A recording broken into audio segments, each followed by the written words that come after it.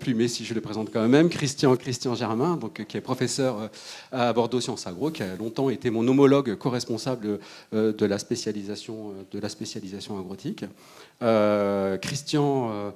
Voilà, et il va nous faire donc une introduction à l'IA. Il me confessait quand on a préparé, il m'échangeait que la première fois qu'il l'a fait, c'était pour les enseignants de Bordeaux Sciences Agro, c'est ça, hein, c'était il y a plus d'1 an, et que depuis, il avait été sollicité moult fois pour refaire cette présentation dans des contextes différents, des publics différents, etc. Et là, je suis désolé, on te l'a refait faire, mais là, tu as un public, je pense, qui va se régaler, qui est conquis. Voilà. Merci. Voilà, je te donne la zapette également. Je t'installe là. Ça marche. Alors, je vais me servir de ces micros. Très bien. Eh ben, bonjour à toutes et à tous. Je suis ravi et ému de vous voir parce qu'il y a beaucoup de têtes que je connais que je n'avais pas vues depuis très longtemps et ça me fait très plaisir. En revanche, faire un exposé de 15 minutes pour comprendre les bases de l'IA générative, c'est quand même un petit peu un challenge. D'habitude, je le fais plus longtemps. Donc là, je crois que ça sera la version la plus courte qui m'a été demandée. Je crois qu'on m'a demandé effectivement, je crois que cette année, en 12 mois, j'ai dû être sollicité 16 ou 18 fois pour faire un exposé dans des séminaires de ce type, pour dire que c'est quand même un sujet qui remue un peu les foules, on va dire. Alors, je vais commencer par quelques références historiques pour essayer de placer l'intelligence artificielle dans un contexte. Vous voyez ici une barre temporelle dans laquelle il y a les 3 révolutions industrielles. Bon, ce n'est pas tout à fait à l'échelle, mais peu importe. Et vous voyez cette 3e révolution industrielle qu'on vit déjà depuis plusieurs décennies, qui tourne autour de l'électronique et numérique, avec des repères comme le premier ordinateur dans les années 40 du siècle dernier, les micro-ordinateurs dans les années 80, le web dans les années 90, le smartphone dans les années 2010. Ça place un peu des jalons. Et si on parle d'intelligence artificielle ici, eh bien, on peut repérer les prémices à travers les travaux de Wiener et de la cybernétique dans les années 50. Mais vraiment, l'IA s'est installée dans les années 60, elle a été définie, et tous les concepts qui sont utilisés aujourd'hui ont été définis dans les années 1960. Seulement, à cette époque-là, on n'avait pas les moyens matériels pour faire fonctionner ces modèles qui avaient été inventés à l'époque. Et donc, on avait des machines qui prenaient peut-être le volume de cet amphithéâtre et dont la puissance de calcul était largement inférieure à ma montre connectée à 40 €. Donc, ça a conduit à ce qu'on appelle le premier hiver de l'intelligence artificielle, c'est-à-dire finalement un concept qui s'est étiolé parce qu'on n'avait pas les moyens de le faire fonctionner.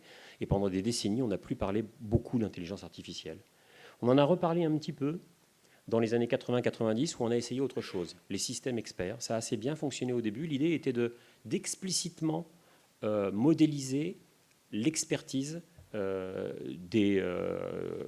différents domaines qui ont pu être abordés. Et on s'est assez vite rendu compte que dès que les problèmes étaient un peu complexes, cette modélisation, on n'arrivait pas à la faire. Et donc finalement, ça a très bien marché pour des problèmes relativement simples, mais ça a échoué sur tout ce qui était problème complexe et on s'est rendu compte que ce n'était pas la bonne démarche. Essayer de modéliser l'expertise de façon explicite, c'était quelque chose qui était trop difficile. Et on a connu un 2e hiver de l'intelligence artificielle qui a duré quand même encore pendant quelques décennies. Il y avait des travaux qui continuaient, il y a des gens qui se sont entêtés. Ceux qui se sont entêtés, aujourd'hui, ils sont parfois à la tête de la R&D en IA de Facebook et de Meta. Il y en a qui ont eu le prix Nobel il y a 15 jours parce qu'ils ont cru à ce dispositif. Moi, je n'y ai pas cru, donc je n'ai pas eu le prix Nobel. Je suis navré. Mais bon, manque de clairvoyance de ma part. Et donc, dans les années 2010, eh bien, ils ont fini par avoir raison. Ils ont fini par avoir raison avec un concept qu'on appelle le deep learning, dont je vais parler à plusieurs reprises. Donc voilà pour ce petit passage historique. Et de façon un peu plus sémantique, on voit que le domaine de l'intelligence artificielle, il côtoie celui des data science, et d'ailleurs il le recouvre en partie. Il y a une intersection non vide entre les deux. Et dans cette intersection non vide, on trouve le machine learning, l'apprentissage automatique. Et dans cet apprentissage automatique, l'apprentissage dit profond, le deep learning, dont on va reparler. Et d'ailleurs, dans la suite, par abus de langage, quand je parlerai d'intelligence artificielle, je parlerai de deep learning. Alors, des intelligences artificielles, il y en a pas mal. Il y a des IA de recommandation. C'est celles que vous utilisez quand vous faites, par exemple, des achats sur Internet et qu'on vous propose de nouveaux achats en fonction de vos goûts et de vos achats précédents, ou quand on vous propose des éléments nouveaux pour votre playlist musicale ou de nouvelles séries à regarder en streaming. Eh bien, on analyse une intelligence artificielle va analyser vos habitudes de consommation pour vous conduire à de nouveaux choix. Donc ça, on le vit presque sans s'en rendre compte, cet usage de l'IA. Un autre usage de l'IA, un autre domaine de l'IA qui nous intéresse plus particulièrement, notamment dans notre équipe de recherche, c'est l'IA perceptive, où on va analyser des images ou des sons, et l'IA va nous aider à les interpréter, à extraire de l'information de ces images et de ces sons. C'est aussi cette IA-là qui est utilisée pour la conduite automatique des véhicules. J'ai mis une marque au hasard ici dans les logos. J'ai mis aussi PlanteNet, qui est cette application qu'on a sur certains de nos smartphones et qui nous permet très facilement de reconnaître avec une bonne fiabilité des plantes qu'on peut rencontrer dans la nature. Et puis j'ai mis le logo de mon laboratoire, parce que tant qu'à faire, autant faire un petit peu de publicité. Et puis la dernière IA dont je voulais parler, c'est l'IA générative, celle qui est basée sur les grands modèles de langage, ce qu'on appelle les LLM. Alors, je vous ai mis des logos de ChatGPT, également des logos de Midjourney sur la synthèse d'images, un peu comme celle qu'on a vue tout à l'heure, faite par Guilhem. Et puis également un logo d'un outil de traduction automatique. Eh bien, ces IA, c'est celles dont on va parler, et c'est celles qui, à partir d'un texte, d'une image, d'un son, vont permettre de générer un autre texte, une autre image ou un autre son. Et donc, c'est vraiment le sujet qui nous importe un petit peu et sur lequel on va zoomer un peu. Alors, pour mieux comprendre ces concepts-là, toujours, dans tout ce que j'ai évoqué jusqu'ici, il y a toujours ce deep learning qui est derrière. Et dans ce deep learning, on a une invention assez ancienne, et deux circonstances favorables qui sont plus récentes. L'invention, vous en avez sans doute tous entendu parler, c'est les réseaux de neurones artificiels qui ont été développés, je vous ai dit, dans les années 60, en 1957 pour la première version, et puis qui ont eu un petit regain d'intérêt avec une innovation assez intéressante dans le milieu des années 80. Et ça consiste à simuler de façon extrêmement simpliste la façon dont fonctionnent les réseaux, les neurones du cerveau, le système cérébral humain et puis de pratiquement toutes les créatures biologiques. Et donc dans lequel on trouve ici, dans ce modèle-là, par exemple en entrée, si on veut analyser une image, la couche d'entrée, chaque petit rond, ce sont des pixels. La couche de sortie, c'est ce qu'on essaye de trouver, par exemple des classes. Est-ce que c'est un chat, est-ce que c'est un chien, est-ce que c'est une Ferrari, est-ce que c'est une clé à molette? Et puis entre les deux, eh bien, on va avoir des poids numériques, des valeurs numériques qui vont nous permettre, par des opérations très simples d'addition, de soustraction, de multiplication, d'arriver, en fonction des données d'entrée, à une réponse correcte en sortie. Sauf que ces réseaux, quand on les crée, ils sont vierges. Ça veut dire que les valeurs qui sont dedans, elles sont aléatoires. Et en fait, le réseau ne sait rien faire. Et c'est en lui montrant des exemples en entrée dont on connaît la réponse en sortie qu'on va, par rétropropagation, avec des algorithmes assez complexes, corriger petit à petit les poids qui sont au milieu, pour arriver vers un réseau qui, de plus en plus, va être apte à donner de bonnes réponses. Et le problème, c'est que pour que ce soit efficace pour traiter des problèmes difficiles, eh bien, il faut beaucoup de neurones, donc beaucoup de valeurs numériques, beaucoup de paramètres, et puis il faut aussi beaucoup d'exemples pour pouvoir apprendre efficacement. Et c'est ce qui fait que ça a assez, pas mal marché, mais pas très très bien marché jusqu'aux années 2010. Et dans les années 2010, eh bien, les deux déclics, les deux circonstances favorables qui ont changé la donne, c'est qu'on a disposé enfin d'une puissance de calcul suffisante pour pouvoir apprendre de très grands réseaux. Vous voyez ici un réseau avec quelques dizaines, quelques unités de paramètres. Et là, on parle de réseaux qui ont des centaines de millions, des milliards de paramètres. Et puis, d'autre part, eh bien, il nous faut de disposer de très, très grosses bases de données qui contiennent des données d'apprentissage, donc des données pour lesquelles on connaît la réponse à la question. On a la question et on a la réponse, qui nous permettent de faire cet apprentissage qui est extrêmement long, qui prend beaucoup d'énergie, qui prend beaucoup de temps et qui permet de construire des réseaux qui deviennent beaucoup plus efficaces et capables de traiter des problèmes plus complexes. Et donc, ce principe des réseaux de neurones, qui deviennent profonds parce qu'il va y avoir beaucoup de couches intermédiaires et énormément de paramètres, eh bien, ils deviennent, dans les années 2010, plus performants que toutes les autres techniques basées sur des modèles mathématiques complexes comme ceux qu'on élaborait dans notre laboratoire, par exemple, pour essayer de modéliser et de trouver des réponses à nos questions. Donc, ça a vraiment changé la donne dans les années 2010-2015. Alors, quelques exemples. Eh bien, le premier, je vais prendre, c'est le plus simple, puis c'est aussi un de ceux qui fonctionne bien quand même, c'est la traduction automatique. Alors, je ne sais pas si vous êtes nombreux à utiliser des logiciels comme Google Trad ou comme DeepL ou d'autres, mais en tout cas, moi, dans mon métier, ça a vraiment permis de faire des gains de productivité importants. Et la façon dont fonctionnent ces systèmes-là est assez étrange, et ça fait bien le parallèle avec ce que j'ai dit tout à l'heure sur les systèmes experts. On ne fonctionne pas du tout comme moi, j'ai appris à faire des thèmes ou des versions au collège quand j'ai découvert les premières langues étrangères. L'IA n'analyse pas le texte à traduire, elle ne cherche pas la syntaxe, elle ne cherche pas le sujet, elle ne cherche pas le verbe, elle ne cherche pas le complément, elle ne va pas essayer de comprendre les termes manipulés, elle ne les connaît pas, et pour autant, elle est capable de traduire, parce qu'elle va générer les mots de la réponse un par un en puisant dans une immense pierre de Rosette qui en fait est l'ensemble des textes déjà traduits qui sont disponibles sur Internet et qui vont permettre de construire ce réseau de neurones profonds à partir de ces centaines de milliers d'exemples déjà traduits, ces millions d'exemples déjà traduits, pour pouvoir, mot à mot, un par un, choisir le premier mot le plus probable de la traduction, et en fonction de ce premier mot, quel est le deuxième mot qui est le plus probable, et par construction probabiliste de ces mots un par un, ce n'est pas forcément des mots, mais simplifions, de ces éléments un par un, on va construire une phrase qui va être à peu près correctement traduite. Il faut bien reconnaître que ça marche plutôt très bien. Alors, ce n'est pas parfait, ça nécessite une relecture attentive si on veut faire quelque chose de qualité. Donc, il faut être quand même un petit peu prudent. Et si on n'est pas capable de relire la production et de juger de la production qui est produite, on s'expose à quelques risques. Mais néanmoins, ça permet, en tout cas dans mon cas, de faire de gros gains de productivité pour la rédaction de textes en anglais. Alors, si on se penche maintenant sur quelque chose qui est encore plus peut-être proche de l'intelligence artificielle générative telle qu'on la conçoit les uns et les autres, eh bien, on va parler de modèles comme ChatGPT. Alors là, j'ai pris une vieille version parce qu'elle est plus simple à expliquer, c'est la version 3.5.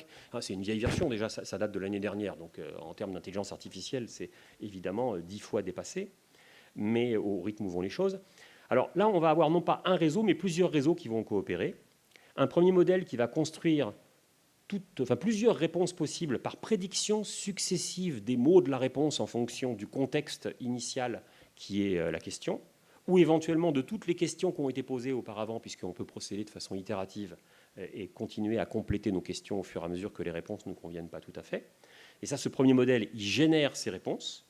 Le deuxième modèle va prendre ces réponses et il va les classer de la plus probable à la moins probable, en fonction de leur pertinence vue du point de vue d'un réseau de neurones. Et dans le cas de ChatGPT 3.5, c'est intéressant de noter que ces modèles étaient figés, ils étaient basés sur toutes les connaissances disponibles dans le modèle jusqu'en 2021, et tout ce qui s'était passé après était totalement inconnu du modèle et il refusait d'y répondre. Et puis le troisième modèle derrière, il a été rajouté a posteriori ici, simplement pour éviter les réponses inappropriées, illégales, peu éthiques ou complètement fausses. On a essayé de rajouter des espèces de garde-fous pour faire en sorte que les réponses soient, si possible, à peu près acceptables. Et celui-là est un modèle qui évoluait et évolue encore peut-être régulièrement. Donc voilà comment fonctionnent ces différents types de dispositifs d'intelligence générative. Alors, ça pose quand même une question, parce que depuis le départ, on parle d'intelligence artificielle. Or, vous voyez bien que de la façon dont répondent ces systèmes, on n'a pas affaire à des systèmes qui sont réellement intelligents, ou en tout cas qu'on peut qualifier d'intelligents au fond de la façon dont nous, on comprend l'intelligence. L'IA n'a pas de regard critique sur ses réponses, l'IA ne comprend même pas ses réponses, elle ne fait que les produire sur des règles probabilistes, et donc du coup, elle n'est pas capable de distinguer si c'est vrai, si c'est faux, si c'est cohérent, si c'est une offense au bon sens, ou quoi que ce soit de ce type-là. Et ça conduit à des réponses aberrantes qu'on appelle les hallucinations, vous en avez sûrement déjà entendu parler.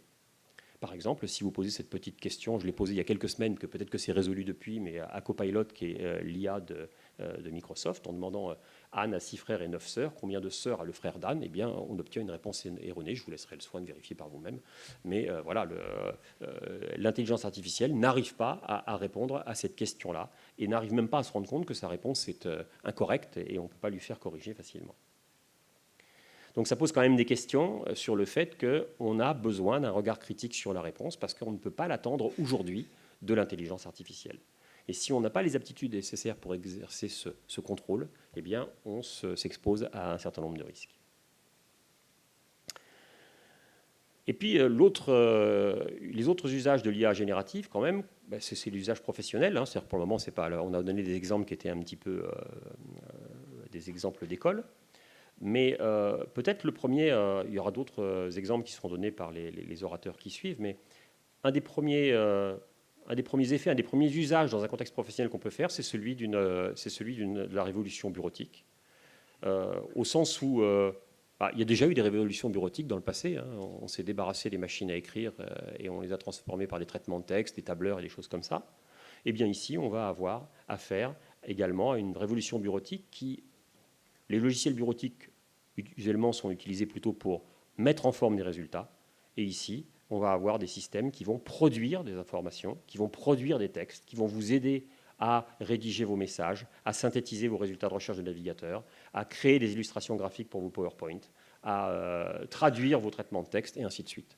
On substitue la mise en forme habituelle de la bureautique à de la production de contenu. Et puis d'autre part, il y a d'autres usages professionnels comme le développement informatique où on gagne en productivité, en codage, en no-code, des fonctions comptables et juridiques sur lesquelles il y a des commentaires de gestion automatique, des systèmes chez Dalloz qui vont vous aider à rédiger des textes juridiques. Et puis toutes les IA génératives do it yourself, hein, vous prenez un corpus de documents, vous les assemblez, et ensuite vous les mettez dans un système comme NotebookLM, et vous interrogez ce système, et il se servira des documents que vous avez indiqués pour produire et synthétiser des réponses. Les résultats sont parfois bluffants, je pense que ce sera peut-être évoqué dans la suite. Pour terminer, que retenir de ce bref exposé ? D'abord que le deep learning et l'IA générative changent déjà et va continuer à changer notre société, moi j'en ai la conviction, mais pas forcément plus ni moins que l'on fait d'autres vagues d'innovation numérique, parce qu'on l'a oublié, mais notre société a déjà profondément été modifiée et impactée par le numérique. Je pense qu'on n'en mesure pas encore tous les usages, loin de là, et que c'est là aujourd'hui que sont les enjeux, c'est de trouver les bons usages. Gardez en tête que le contexte technologique est très instable. Aujourd'hui, on a de nouveaux résultats, de nouveaux outils, tous les 15 jours, toutes les semaines, tous les jours. Je n'aurais pas pu vous parler de NotebookLM, là, comme je l'ai évoqué rapidement, au mois de juin. Ça n'existait pas. En tout cas, ce n'était pas performant et pas distribué aussi facilement qu'aujourd'hui. Et puis enfin, c'est à nous d'inventer la vie qui va avec, en étant vigilants sur la qualité des réponses de l'IA, en étant vigilants sur l'impact de l'IA sur notre société, en étant patient et capable d'appréhender le fait qu'il va y avoir une période de transition dans nos structures, dans nos entreprises, dans nos services, pour prendre en compte ces systèmes-là. Et puis de s'attendre quand même à des gains de productivité qui restent à évaluer quand même, hein, et donc qui vont avoir certainement un impact sur nos emplois. Voilà, je vous remercie.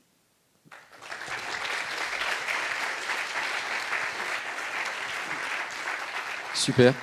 Merci beaucoup, Christian. On a un petit temps pour une petite question. Voilà, ouais. Excuse-moi. Et même si tu veux, si tu as envie de te rejoindre à moi après. Voilà. Je ne sais pas s'il y a une petite question. En tout cas, moi, j'en avais une, s'il n'y en a pas. Ah, voilà. Alors...